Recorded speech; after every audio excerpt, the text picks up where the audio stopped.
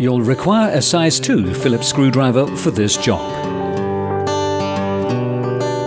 Prepare your trolley by placing it on a bench and folding it as shown. Remember to remove the wheels.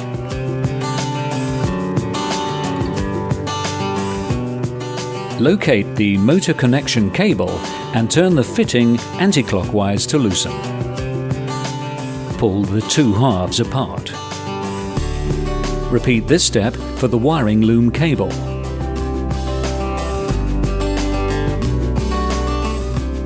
If you have an S3 digital, this will also be required for the speed sensor.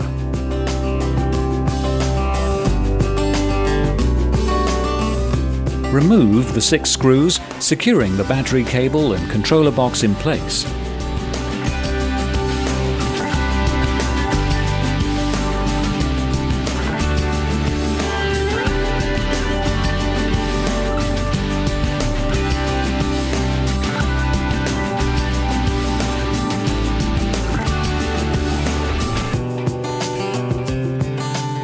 Lift the controller box away from the trolley.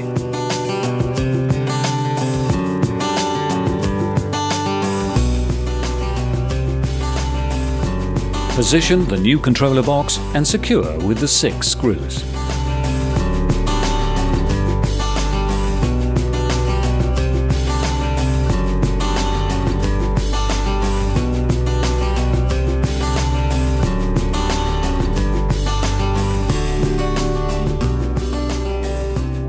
Reconnect the plugs, including the speed sensor if you have an S3.